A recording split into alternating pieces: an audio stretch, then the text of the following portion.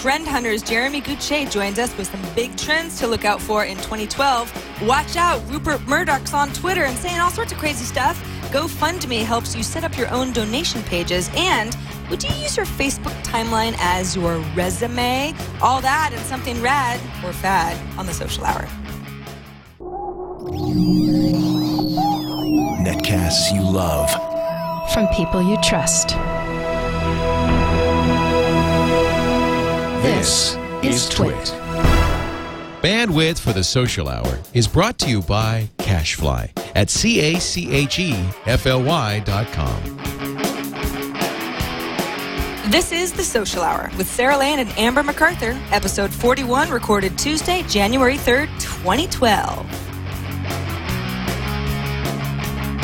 This episode of The Social Hour is brought to you by Hover.com. Hover is domain name registration and management that's simple. Upgrade to a premium domain and trade in your old clunkers. Visit hover.com/social hour. And by Audible. To download a free audiobook of your choice, go to audiblepodcast.com/social hour. Hey everybody, and welcome to another episode of The Social Hour from TWiT World Headquarters in Petaluma, California. I'm Sarah Lane. And I'm Amber MacArthur, Skyping in from South Florida to get away from all of the cold weather back in Toronto. Amber, I have to point out that you look a little different. Haven't seen you for, well, we didn't see each other at all last week because we were off for the holiday, but your hair's different. Yes, so for people who are listening and not watching, there's now a reason to go and watch the video because I got really bored on New Year's Day and decided to go to the drugstore and dye my hair brown. My natural color is actually brown, so I am a brunette. I know, big secret's out. And I don't know, sometimes you just feel like a change. So a pretty significant change, but so far I'm liking it. I think it looks great. I love it. Thank you. Good new hair. New year, new hair. Exactly. I'll probably be blonde in 6 months. For any blondes out there, we all know that as much as you try this, you always want to go back to blonde. It's true, yeah. It's not forever. I know the feeling. Well, we have a treat on the show today. It's been a couple weeks since we had the pleasure of having a guest, but our streak is over because joining us now is Jeremy Gutsche, the founder of a website called Trendhunter.com. Welcome, Jeremy. Well, it's good to see you guys. Yeah, thanks for coming on the show, Jeremy. And I should say that Jeremy and I have known each other for a while. And every time we ring in a new year, Jeremy is the go-to guy to talk about new trends and what's happening. And we have a pretty cool list. But Jeremy, why don't you just tell us a little bit about Trendhunter for people who haven't been there? Sure. So Trendhunter is the world's largest trend spotting website. But really for us, what's interesting about it is that we've taken a much more people-powered approach to figuring out what's going to be the next big thing. It used to be that trend spotters of the world would take a look at the newspaper articles that seemed inspiring, clip them out, and then pass those around. But what we've done is create a platform where anyone can sign up to become a contributor. And to date, we have about 80,000 people who've registered to contribute new ideas in fashion, design, pop culture, technology. And then what happens is they publish those, and then our editorial team reviews the best stuff. And we've published about 130,000 new articles, but each article is actually an idea. So here you can see iconic keyhole hand grips, and below this comes from one of our Australian contributors. And the way the website's set up is if you scroll down a little bit, you'd always see related articles to any given feature. You scroll down even a little bit further, and then you can also see what would happen then is if you are a designer looking, in this case, for something as simple as a door handle, there are hundreds of different ideas. We score all of these ideas using our 800 million total views, so it's pretty exciting. We're getting close to 1 billion all-time views, which is rad. And then we try and look for what are the hottest, most interesting things in each category. So within design, what are the things that are jumping out? And this little unique door handle article we have, of all things, will now get scored compared to everything else that's in design, and we'll try and look at how popular it actually was. So is that... Sorry? Is that, Jeremy, where it's important to have the editorial spin so it's not just a matter of voting up and down as decided by the community? Yeah, there's two things the editorial curation gets you with a crowdsourced website. The first is it makes sure that everything is grammatically correct, there's no duplicate articles, and everything is sort of up to a certain level of quality. But the second thing it gets is that if you look at the title of our articles, if we just take a look across the top of your screen, you can see whether it's beautifully worked dwellings, advertising, home architecture, ink splatter architecture. we never publish about the individual thing. We publish about the idea. And this is an important thing because what we're trying to do is help innovators score new ideas. So if Lady Gaga wore a meat dress, the typical headline someone might write might be Lady Gaga shocks at VMA Awards with meat dress. But we would never write that. We would write meat couture or food apparel or something like that, because we're trying to study how interesting that idea is to people. And then in a way we have this big database of content that never expires. Now, we have a list of a few things that you sent us over as far as trends, digital trends for 2012. I don't know if we're going to be able to get to all of them, but there are some fascinating things here. And that's what I love about Trendhunter, is there are things that you probably would never have thought of. So the first one I think we should kind of tackle for 2012 is this trend of digital eating. Yeah, it's funny with digital eating, if we rewind back to the beginning of last year, you started seeing social media embedded in a retail setting, and you started even seeing iPad menus in restaurants. But this year, you're going to start seeing things get cranked to a whole new level. We've actually seen restaurants already where you can order from the iPad menus that they give you as well. So instead of waiting for your waitress or waiter, wondering why they're not there right away, you could put in an order for the next round of beer, nachos, right there while you're sitting and waiting. And you're going to start seeing social media or technology embedded in a way where it's not just a novelty anymore, but it actually starts becoming useful. Yeah, I mean, even something like with Square in my neighborhood, I can just sort of walk up to my ice cream stand and my order's all done and I'm completely paid for by the time they give me the ice cream. So I'm very into digital eating. But what about something, the concept of virtual fashion? When I think of virtual fashion, I think online shopping? Well, there's all different types of virtual fashion. So for online shopping, one of the coolest concepts we saw was at DVF's concept store in New York City. There was actually 42-inch HP touchscreen TVs all throughout the store where you would go and you would select different items and apparel, put them together, and the next thing you know, you could Facebook or tweet your friends the outfit that you picked out and start, get their reaction. And that's the sort of form that we've talked about a bit for the last year. But the other part of virtual fashion we've seen that gets entertaining is that you're starting to see brands like Facebook and Twitter actually become used by designers. There's Twitter high tops, social media shoes from, there's Facebook shoes from Adidas. And it's starting to get weird to see all these social media icons that become part of our culture actually start to become something that is visible in real life.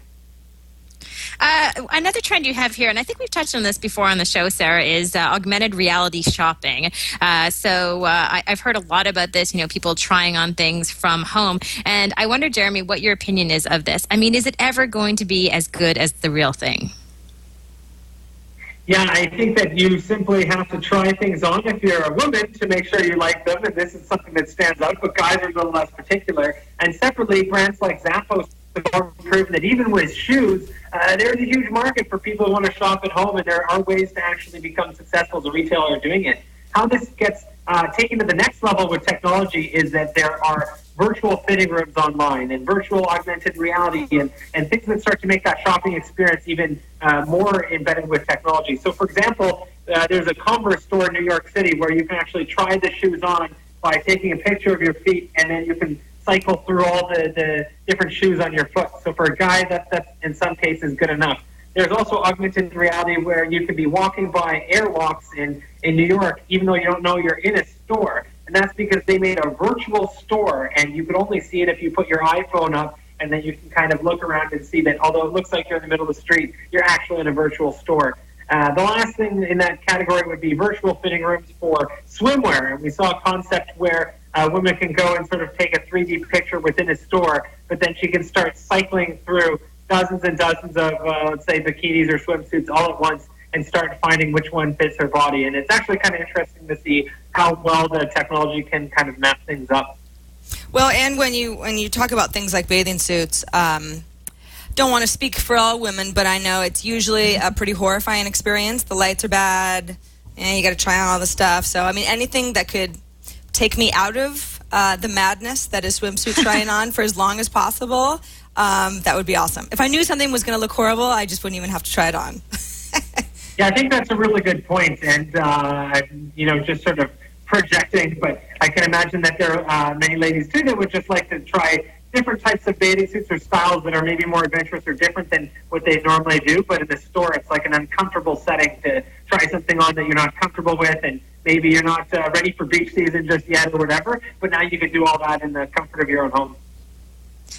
And finally, the last thing we want to talk about is the concept of social business. This is particularly fitting for our show. And, the term social is thrown around all of the time, and many people have different definitions. So what is your definition of social business, and why is it going to be big in 2012? Sure, and I'll caveat by saying we co-launched a website called socialbusiness.org, so I am very already, I guess, a little bit embedded, and it's a bit of a plug when I mention it. But I think it's a plug for a good reason, which is helping to create positive social change. So at socialbusiness.org, what we focus on would be any business that has, a goal of creating positive social change. And in most cases, that means for-profit businesses. And the thing that's interesting is that in the past, there was always a lot of focus on charities to be this sort of instruments of change. But in reality, most people want to be involved in a business that is got a bit of a profit motive, and those are the businesses that become more successful. So that's the lure. But the second thing is that we've seen some really cool business models coming out over the last couple of years that make this concept of social business really fitting. So, the cliche example, for example, is Tom's Shoes, which is the one-for-one model where when you buy a pair of shoes for yourself here in North America, at the same time you're paying for a pair of shoes for someone in Africa. And Tom's recently launched Tom's Eyewear as well. So they're expanding, and there are a lot of other people who've kind of flown that model in different industries.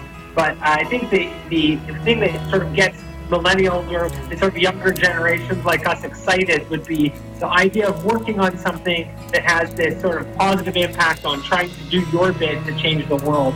And as this sort of .com plugged-in generation, we know how to make this stuff happen. So I think it's our duty to try and get her done. Very interesting stuff, Jeremy. So people can follow along on trendhunter.com because I know you have endless amounts of content there, and you're always one step ahead of many of us when it comes to trends for 2012. Is there anything in particular that you're really excited about that isn't on the list?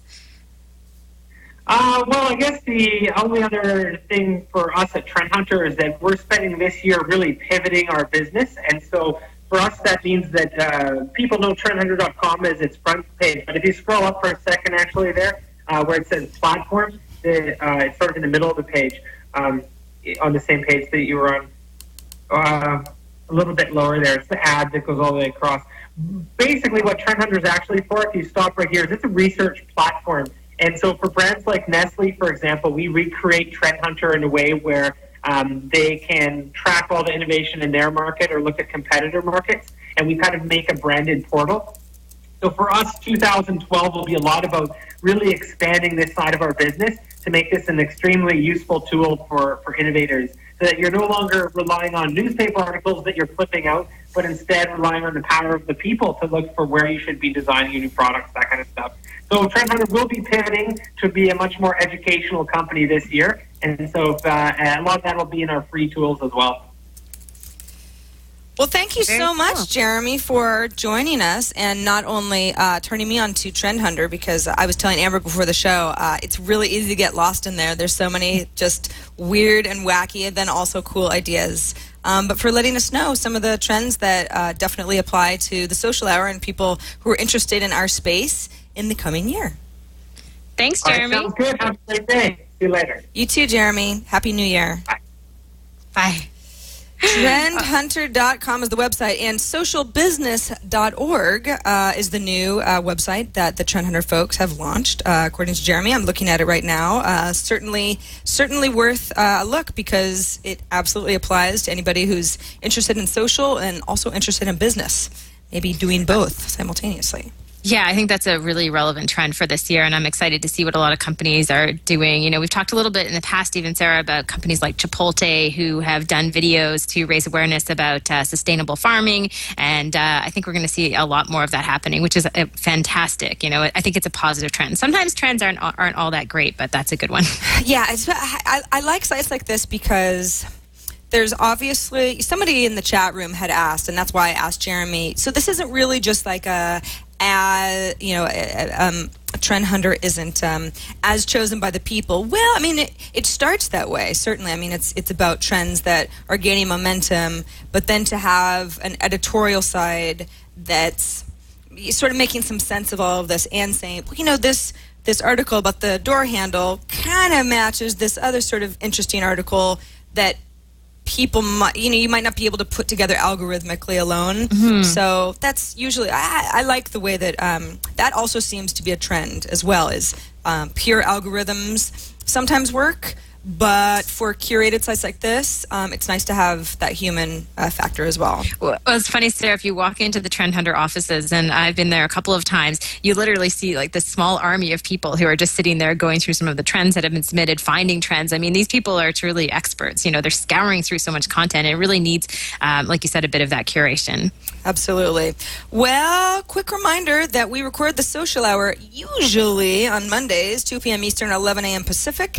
Yesterday was a holiday for many folks, so we decided to do the show today. If you're not watching live, doesn't really matter, but if you are, obviously, we are taping this a day late on Tuesday morning, but that's okay. Thank you so much to everybody who can join us live. It's always nice to see you live.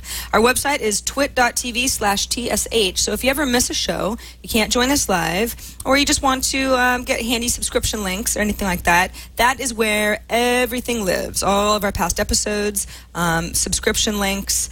We have audio and video feeds. Amber mentioned some of you might not actually see her hair because you might be listening to the audio, and that's fine too.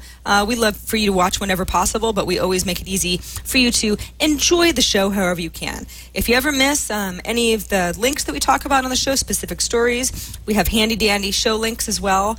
So if you're ever like, what did they talk about? I don't remember. I just can't find it online. The URL's, it's not right.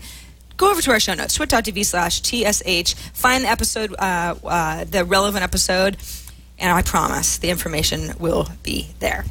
All right, before we get into some of our news of the week, we want to thank Hover.com. They're our first sponsor of this episode of the Social Hour. So Hover, actually, we've talked about Hover in the past before, domain name service, and they're great. They're really, they have very basic, easy to understand, easy to follow service, great customer service. When you call, you're always going to get somebody on the phone. There's so many things that are great about Hover, but they actually have 2 new domain services, premium domains and something called clunker trade-in. So we'll talk about the premium domains first. If you're, let's say that you want a URL, you've got a great idea. Everyone knows that the URL is very important. Sometimes a business can actually be arranged around it. Maybe you're willing to pay a little bit more for a URL that's better, that's shorter, maybe has a commonly used word. So when you search for domains at Hover now, you'll see a little star next to what Hover has designated premium domains. So if you're looking at that great idea, that's what you're searching for. Looks like greatidea.org is available. Now, it's not cheap. As you can see, there are different prices depending on whether something's a premium domain or not. But hey, if you've got a great idea, and greatidea.org simply is that URL that you need to have, you get the idea. So Hover is really trying to give you as much options as possible because that stuff does matter. Now, if you have something called clunker domains registered with Hover, you can actually trade them in. A lot of us have things like that. I certainly do. So if you've registered, you've renewed at Hover recently, you want to upgrade your domain, Hover can take those old domains back and will credit you everything that you spent on your clunker domain with Hover, the original registration fee, and any renewal fees. So you've got a couple different options there. Yeah, so it's although Hover is still they're still a nice, simple, easy to use service. They're giving you some options when you buy your new domain, or you renew, or you just want to manage your domain. So here's the deal: visit Hover at hover.com/social hour. That is the special code when you decide to buy a new domain, you use the offer code Social Hour. So again, that's hover.com/social hour, offer code Social Hour, and you get 10% off. Now, that's regular domains. Unfortunately, it's not 10% off premium domains, but there are many, many, many, many regular domains still out there. If you want to trade in a clunker, you just call customer service number on their website or email them at help hover.com. So again, that's hover.com/social hour. Offer code social hour to get 10% off of any regular domain. And thanks to Hover for sponsoring this episode of the Social Hour. Amber, we should also... Go ahead. I was going to say, Sarah, we should also mention that Hover has I know this isn't part of the formal ad, but a great valet service. So if you're thinking of moving from one domain provider to Hover, they make it really, really easy. And I'm a huge supporter of them and have worked with them for a while. So you really can't go wrong. Exactly. Wonderful service. That's actually exactly what I was about to say is without naming names, for whatever reason, there may be a domain name register that you maybe want to move away from. If that's the case, Hover is a really, really, really great option. I moved my domains over once I started working at TWiT because I wasn't even familiar with Hover beforehand. So I'm glad I am. I think you'll like them too. All right, let's move on to Rupert Murdoch, 80-year-old. You've heard of him. He's kind of a big wig in the media space and now has joined the social space because he joined Twitter over the weekend and has been tweeting up a storm so far, Amber. We talked about this a little bit on Tech News Today yesterday, but I couldn't help myself but talk about it here on the Social Hour because it's not every day that you can poke a little fun at Rupert Murdoch on Twitter. And the reason I'm saying poke a little fun is because, as many of us have in the past, Rupert has already deleted a tweet that went out publicly, and then he said, oh gosh, maybe I shouldn't have tweeted that. I'll go back and delete that. But not before somebody took a screen capture of what it said. It was making fun of the Britain being broke or something like that. Those are the sorts of flippant things sometimes happen on Twitter, and then you think, maybe I shouldn't have done that. Amber, I know. It's so funny. I mean, I was just reading the article, and it looks as though his wife was actually one of the first people to tell him to take the message down. Wendy Dang had tweeted, "Rupert, delete tweet." Now, she quickly, I guess, publicly posted this. Next time, she may want to just turn to Rupert and tell him to remove it, or maybe get those tweets censored by her before he sends them out. But it's funny, it's like everybody seems to make so many Twitter mistakes. It doesn't matter if you're high profile or, just have a few followers, but he is no exception, and I doubt this will be the last time he's forced to remove a tweet. He is a very controversial person, so I think some people want to hear some of that stuff, and that's where Twitter can be good. Yeah, what was funny is that yesterday there was a lot of talk of Rupert Murdoch on Twitter, and I was like, is it that hard to believe that he would be on Twitter? I mean, so many people are on Twitter, but then again, you think, News Corp has had a share of scandals certainly over the last year. And there's obviously a PR team behind Rupert and media training. And is it really something that we're being led to believe that he's just sort of sitting there working it all out on Twitter? Well, I think it was Brian Stelter over at the New York Times asked the head of PR, at least as far as Rupert's camp goes, is that really him? And she said, absolutely, it's none of us. So for better or for worse, I guess at least he's being authentic. Yeah, exactly. I mean, I think it's nice to know he's the person actually behind the Twitter account and not someone else. It's funny. It's so early into 2012, and you already have people making big mistakes like this. So it's going to be a very interesting year. But like you, I'm not hugely surprised that he's on Twitter. I think the exact opposite. I'm kind of floored that it took him so long to join the rest of the people on the service. But I'll be watching. I need to subscribe and follow him. I think I might follow his wife too. She sounds just as interesting. Yeah, I know. I love the Rupert, delete that tweet publicly. So funny, funny. We have another interesting story, Sarah, about Twitter and other social media services, and this is particularly interesting for people living in Los Angeles. Obviously, they've had a big issue over the past few days with the Los Angeles arsonist. They've been trying to catch this individual, and it looks like the police and other authorities have turned to social media to get more instantaneous feedback from the community surrounding some of these areas where there have been incidents of arson. Yeah, exactly. Especially with something like, horrible story. They have someone in custody now, and they're, I guess trying to figure out if indeed it's the right person and if that person was acting alone.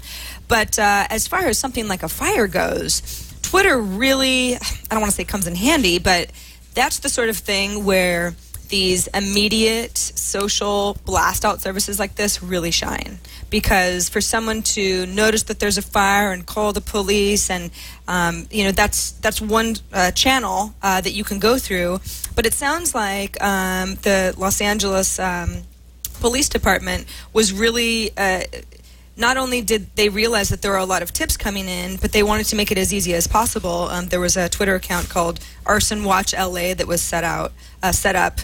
So he said it was basically a task force made the decision to combine efforts with that Twitter handle and then an Arson Watch LA Facebook page to make it as easy as possible for tips to come in. Because when it's something like fire, even if the tip doesn't pan out, it's like you want to know about it as quickly as possible.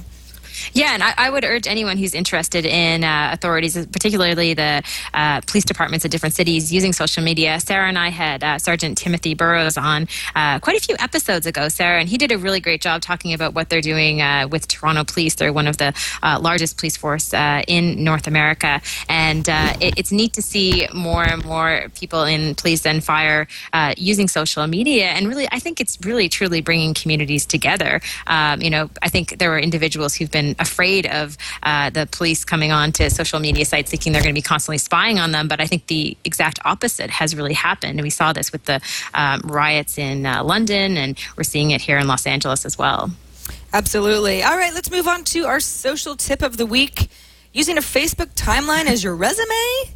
I know. Well, this is funny. I was searching through Mashable when I was going through the rundown to come up with links, and I had just written an article about this for Fast Company. It's not live yet, but I was working on this over the past few days, and I'm finding with Facebook, Sarah, as particularly with the timeline, what I'm using Facebook more for all the time is not necessarily just my community of friends and family, but more as a professional tool. In fact, I've hidden a lot of photos of my son. When I went into the timeline mode, I got rid of lots of posts that I thought, this is not that it's inappropriate, but I didn't really want it there. And I think there are people out there who maybe want to use their personal accounts on Facebook for professional purposes. And there are a few tips within this Mashable articles in terms of how you can do that. I like the idea of this. I'm not sure if it would be ideal for me, because I don't know. I've never really thought about it that way, but I guess in a way, as long as you were, I don't know if proud is the word, but you could stand behind everything that was on your profile, and you had your privacy settings locked down specifically, and you weren't too worried about anything, it would be a nice looking resume. Yeah, I mean, I don't think you use it just for your resume, but let's say you're a real estate agent, okay? So you're a real estate agent, maybe it's not exactly a resume, but you're using it for client purposes, right? And you realize that all of a sudden within your personal Facebook account, you have a lot of contacts, a lot of friends who are contacting you about selling their homes, or they want to buy homes, and you want a more professional looking Facebook page, but you don't want to actually go get a branded page. You want to take advantage of that network that you've already built within your personal page. So I think this is interesting for a couple of reasons. One is that for people who are worried about privacy, maybe they don't have any private things posted on Facebook. And what I'm doing now with Path is I love Path, the app that I know a bunch of us are using, which is more like a personal diary. Is I have a very small community on there, and I'm sharing more personal things that I don't want to share on Facebook because it's almost too public and too hard to lock things down. So it's just, I think, a different route for some people. Not perfect for everybody, but I can see certain individuals using it like this. I find it fascinating that some people are not loving the Facebook timeline. Chad, if you want to take my screen right now, I've got my timeline up. I mean, this is certainly not something that I consider my, professional representation of myself. There it is. It's got, kind of a silly picture of me, that sort of thing. But there's nothing here that's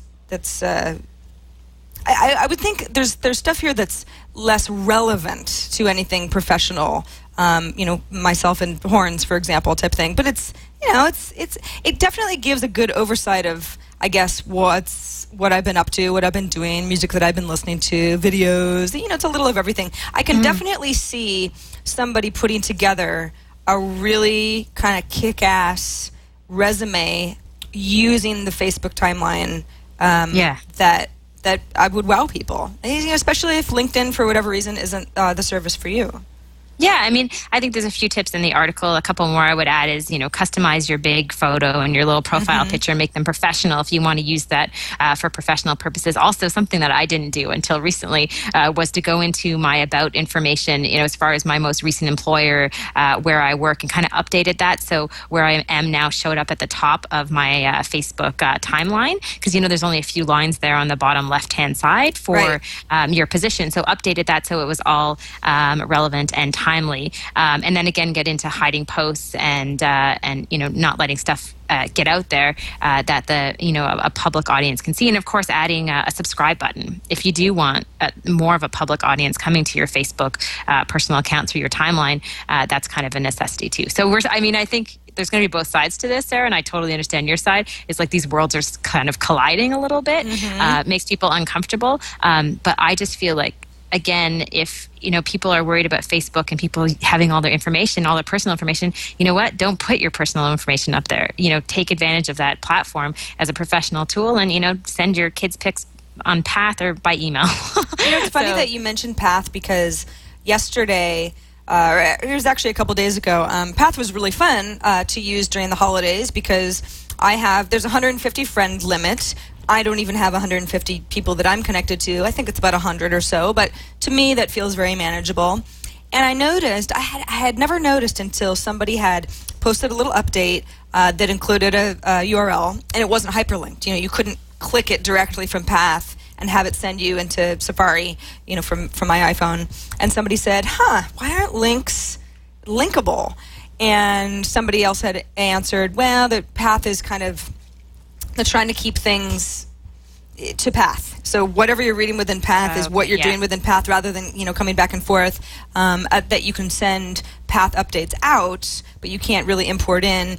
And that was, I thought about it and thought, well, that certainly keeps self-promotion out of the game entirely. And when I say self-promotion, I mean, if I was proud of this show and I wanted to tell my friends about it, Path probably wouldn't be the place that I would go to do that, because I can't send somebody a helpful link that would send them straight to the episode page on TWiT. But that's actually kind of cool, because then I can, I say Path isn't for that. So I already have categories of what's a nice personal place to share, a picture of my Christmas tree with my friends, a close group of friends, and then something like Facebook where I could consider going more professional.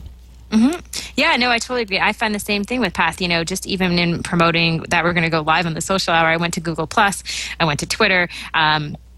Path just didn't seem like the right place. And I see it more almost like a personal diary. I have a very small community there. And I feel like, this is going to sound kind of lame, but I feel like even with the people who have on there, like you and Leo and other people who maybe I don't get to see, well, we've never met in person, but I feel like it's a nice sort of intimate community. So I'm really enjoying that experience, because I haven't had that yet on social media sites. Really, I've always let things just kind of snowball out of control. So it's a different, it's definitely a different experience. Well, speaking of different experience that really might apply to many of you, Chad, actually, our lovely technical director, got a tweet from at HWTCB, otherwise known as Andrew Epperson, and he said, "Can you help me out by sharing the story of my wheelchair? Thanks in advance." Well, we went ahead and Chad was nice enough to send this to me. Went ahead and clicked on the link, and it turns out that Andrew has set up a donation page for himself at a service called GoFundMe.com. He needs a new wheelchair. He has, I believe it's spastic cerebral palsy, and for a variety of reasons, really good ones, he needs a new chair that will work for him better, and wheelchairs are not cheap. He's looking to raise $10,000, and, he's actually raised just over 30% already, which is really awesome. Now, wow. Yeah, so not only is Andrew's story great, and thanks to everybody who's donated so far, and hope you read this, and if you can help Andrew out, that would be great.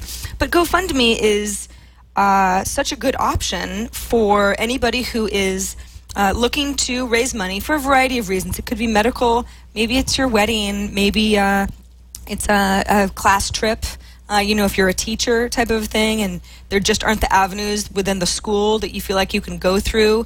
What this is using is PayPal's API. So it's anybody who's familiar with using PayPal will get paid that way. GoFundMe is just kind of providing a nice interface. They're not the only service who does this. I kind of looked it up because I thought, this is almost like, is it like a Kickstarter thing? And it is, except that Kickstarter they've kind of got that editorial control as well. So Kickstarter projects are chosen by the people behind Kickstarter. So just because I want to start a Kickstarter project doesn't mean that I'm going to be featured on Kickstarter. GoFundMe seems to be, as long as you follow their rules and set something up, you can upload a picture, anybody can participate. There's also a service called invested.in, which seems similar to GoFundMe, but I have to say I'm kind of partial to the way GoFundMe's design looks. But in any case, there are so many reasons that people need to raise money. We all have reasons, and some people, absolutely for sure, really need some help.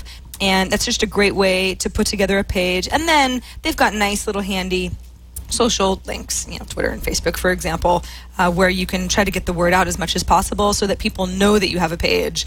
You're not just sort of sitting there hoping that someone will discover it. So, Andrew, I really hope that you get your wheelchair. Absolutely. And I'm glad that you let us know about GoFundMe. Amber, were you familiar with the website before?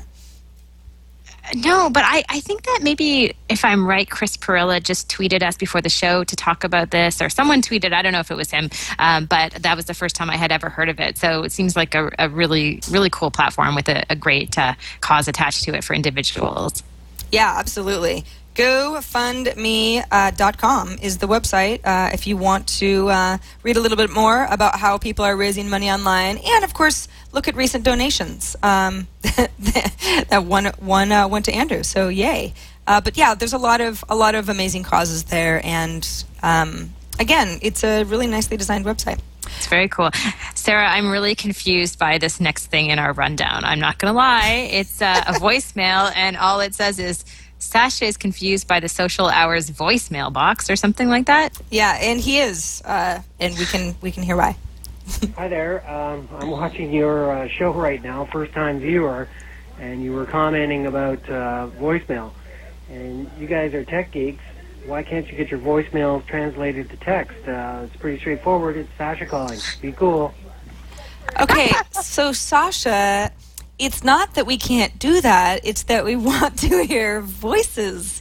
That's sort of the beauty of voicemail. I never would have known what you sounded like had I not listened to your voicemail. And now everyone else who listens and watches the Social Hour knows that that Sasha has a really nice voice. So the idea is that, hey, we love getting your emails. Of course, the Social Hour at twit.tv is how you write us. But we also love getting your voicemails. 2626-SOCIAL is our Google Voice number. So call in.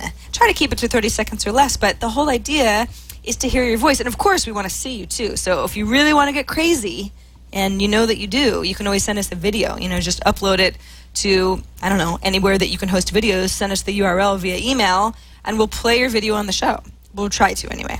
But don't be driving when you send those videos. Pull over. Absolutely. Do not do that. We do have our limits. We want to see you, but only if you can promise us that you'll stay safe. Exactly. We did get an email from Carmen, who says, in episode 40 of the Social Hour, you were featuring ironicsands.com's Dear Investor section. We indeed were, which was kind of a funny tongue-in-cheek, Dear Inventor, pardon me. I've got investments on the mind, I guess. Dear Inventor section, which was sort of a tongue-in-cheek. Amber, how would you even describe Dear Inventor? It's a way to express frustration for... Yeah, frustration, or I guess praise if there are certain inventions that you're happy have been created. It's a way to go on Twitter. I could say, Dear Inventor, thanks for making this headset I'm using so crappy, and that would be sarcastic and true. So Carmen says, one of the things that you mentioned was a tweet saying, and this is true, this was actually from the website itself, saying the inventor of Power School had ruined a person's life. And we laughed, and she said, you didn't know what Power School was, but it's actually a school administration panel that teachers use for school attendance and putting a child's grades online for the parent and child to access. I know about this because my school started using this panel this year for parents to see their child's grades online. Just thought you should know. No wonder Power School ruined somebody's life. I know. I'm glad that Carmen sent us that because I was really curious what they were talking about. So it's good. And that's another great way to give us feedback is to set Sarah and me straight if we don't know what we're talking about. Exactly. Good opportunity. Power School. So I never had terrible grades in school, so having my parents be able to see my grades online doesn't seem like a big deal. I had to show them my report card anyway. Yeah. But I guess kids are hiding that information sometimes, and if parents have access to it, then it can be a pretty uncomfortable dinner conversation. Oh, yeah. I'm sure there's parents who get obsessed with it, too. Yeah, exactly. Oh, well. Okay, so, Sarah, we introduced a new feature on the show called Tweet of the Week. Which is kind of fun because there are more and more Twitter messages that seep their way into news headlines and lots to talk about. This tweet in particular, this is from Noah Kravitz, and it says, social media users, be very careful when using your company's name in your online handles. Never know how/when your employers might react. And Sarah, you probably know the story about Noah Kravitz, who was a writer for a tech company, and he had a Twitter handle. He was tweeting on behalf of the company, and when he left, he actually changed the company Twitter handle to his name and took many followers with him, thousands and thousands, and months later, the company decided to turn around and sue him at, I think, $2.50 a follower. So this is making a lot of headlines.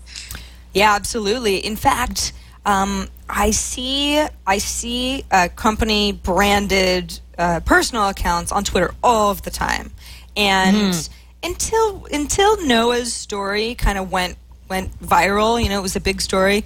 I thought to myself, well, I've had so many jobs that to me it would seem strange to be changing my handle. Hopefully I'll be at Twit for a really long time. But if I was Twit Sarah Lane, and then all of a sudden I wasn't working at Twit anymore, then all of a sudden that brand is part of me, and is it weird to break away, or do I just have to deal with it, or that kind of thing? But it's also if you have it's not just if you leave a job, but if you have a company's branding in your handle, and all of a sudden you're not representing the company appropriately, and that becomes an issue. It's just I would suggest that people keep the two separate whenever possible. It might not be up to you, but it might be a good idea to have your company account, have your personal account. You can always retweet your company account as much as you want, if you want some sort of cross promotion there. But yes, good advice from Noah. Yeah, and I think one thing that he had written in one of his Twitter messages that I stumbled across is that when you started a company, and if you do start tweeting for them and your name gets into the corporate profile on the social media accounts, you should have on paper a very clear statement as far as what happens when you leave the company. If you are using your name or they're using your name, or I think this is going to become more and more of an issue. So have that conversation before you're sued. Sarah? Right. I think companies, particularly the larger companies now, are just going to have to put this into contractual agreements. Yeah. When you've got an employee, everybody's on the same page about how they may be representing the company online, and what happens when, that agreement is terminated for whatever reason. How people can go about their lives amicably and have both company and individual happy. So that's our Tweet of the Week. Thank you to Noah Kravitz. Reminder, the social hour at twit.tv is how you email us. Leave us a voicemail, 2626-SOCIAL, or record a video, upload it, and send us the link. We want to hear from you. All right, Amber, Rad or Fat is coming right up. But first, we want to thank Audible. They're our second sponsor of this episode of The Social Hour, and it's a perfect sponsorship. Really. Match made in heaven, because Audible is the best way to listen to audiobooks of your choice. Over 100,000 titles, in fact. I mean, that is almost, gosh darn, overwhelming, except that they have so many great audiobooks, and they're very good about categorizing them, too. We've got bestsellers, we've got new and notable, we've got read by the author, originals and exclusives. That's all just right on the homepage when you just sort of kind of start searching through Audible. Of course, if you have a book in mind, you can go ahead and type that in directly into the search bar, or you can look via category. If you're looking for something in the science arena or more of a romance, hey, that's everybody needs a little romance, or just fiction, history perhaps. It's far and wide what Audible offers. There are also really good excerpts from a book. So if you want to just get a sense of what it's kind of going to sound like, you can listen to a little clip from the book. You can rate if you're an Audible enthusiast and you get through an audiobook and you're like, this is 100% worth your time. You can leave reviews. You can help bring something up to sort of the most popular list type of a thing. But here's the deal. Here's the best part. If you're still like, well, I don't know if Audible's really the way that I want to consume a book. I'm more of a reader. Give it a try. And you can try it at the gym, while you're making dinner, while you're in your car, while you're on a nice long walk. Many of you have probably made New Year's resolutions to get out there and walk around a little bit more. So this is a great way to kind of get lost in your thoughts and not have to think about the fact that your feet hurt. audiblepodcast.com/social hour is the URL to use to get a free audiobook of your choice. So try out Audible. Free book. Free. audiblepodcast.com/social hour. And then if you like Audible, let us know.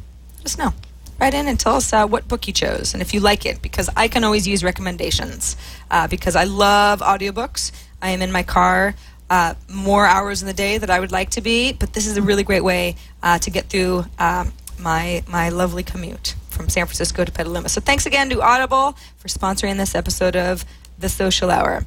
And now to the moment in the show you've all been waiting for. It is Amber's. Rad or Fad. Yes. The first of 2012. Sarah, before we get to Rad or Fad, I have to say I was looking at my Twitter feed and a couple people have notified me to let me know that Rupert Murdoch's wife's account, I guess her name is Wendy, that account is a fake. So it has been verified that it was a fake. And before you tweet us and email us to tell you, just wanted to let you know that someone made that up, which is even funnier, I think. That's interesting. I had actually read a note, something like, it's unverified, so, And I thought, Twitter's not really doing verified accounts anymore, although Rupert's is verified, so I guess that's, they're still making exceptions, but fake wife account, huh? The plot thickens. It thickens. I hope no one ever does that to me. Yeah, me too. Anyway, so for our Rad or Fad, I thought this was pretty fitting for 2012. A lot of conversations happening about the presidential race coming up in the U.S. And the Washington Post has started up an account called the @Mention Machine. And what it is the Washington Post, along with Post Politics, are tracking conversations around the 2012 presidential candidates and social media's impact on the election. Why this is so interesting is they talk about who's up or who's down, not necessarily in the polls, but on Twitter in the race to 2012. For example, a recent Mention Machine tweet says that Ron Paul, with 44,900 Twitter mentions in the last 24 hours, is at the top. And you can go to WashingtonPost.com/Mention Machine for other information. So I thought this is kind of rad. I don't really believe in, I know polls can be accurate, but I'm more interested in the social media conversation. So fun to follow along with this. Yeah, well, this is going to be a very interesting year because, of course, it's a presidential election year in the U.S., and people tend to be very vocal about these sorts of things, certainly on Twitter and a variety of other places. But Twitter specifically, I love this. I think this is a great idea. In fact, I'm following it right now. In fact, I'm surprised that there aren't more followers. But then again, they just got started. This is great. Tracking the conversation around the 2012 presidential candidates. Yeah, and it's just fun that, again, we've talked on the show before, I think, about politics and social media. So it's neat to see an official account like this actually track what the candidates are doing, who is talking about, or who's being talked about more within social media channels like Twitter. And then I think it's just a different, and for us and people who are so into social media, just a different way to monitor what's happening versus listening to some of the polls that come out. Right. And polls are, they're certainly a very real way to track how a candidate's doing. But then again, now, and 2008 certainly was like a banner year for something like Twitter and sharing links and sharing thoughts and making sure that videos went more viral as far as issues that were important to people. But I even think now, I mean, maybe 2008 was sort of that year where it was like, wow, look at how everyone's engaging, and now it's just a given that we all will. And it'll be interesting to see how these tools are kind of honed with something like Mention Machine on Twitter, so that we all sort of know how to do it right based on a lot of experimentation in the past. And I think this is really rad. I think it's very rad. So we've had a few fads over the past few weeks. So we're going to start 2012 off right with an awesome rad. All right. Mention Machine gets a rad vote. 2 rad votes, in fact.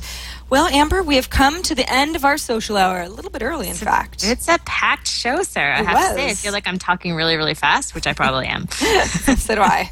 That's why we do what we do, I guess. We're very excited for the new year, clearly. It's true. Yeah. Well, happy 2012 to everybody. And certainly to you, Amber. When are you back in snowy Toronto?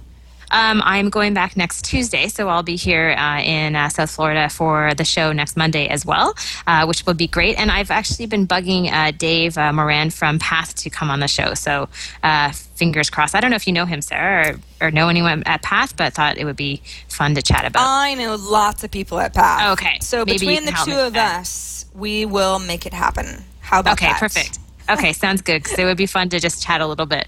So much has changed with Path, them kind of increasing the limit of followers and then the new version, and it'd be fun to have them on the show. Well, especially since I think we can both safely say that Path is now a hit for us, which is unusual, because I can safely say that for the better part of the first year, it wasn't really a hit with me. And change of focus, change of direction, and all of a sudden, it's kind of like they got it. That's unusual. That doesn't happen every day for services. Oh, I know. I mean, usually when I kind of leave a service, I never really go back again. And this was sort of the exact opposite. But I love the user interface. It's a really beautiful experience, and it's been a lot of fun. I've been having fun just following a small group of people and watching what people are posting and sharing. Absolutely. Well, we will work on Path. Until then, have a wonderful week, everybody. Happy New Year. That is it for us. Remember, we'll be back next week. Same. Next week is CES.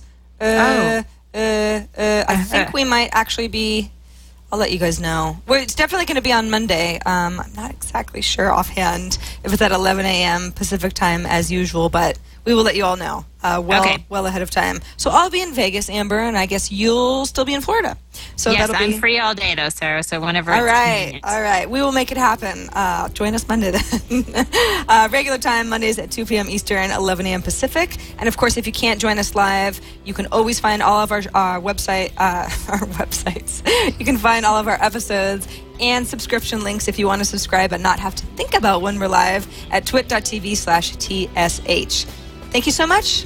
See you guys next week. I'm Sarah Lane. And I'm Amber MacArthur. See you soon. Bye-bye, everybody.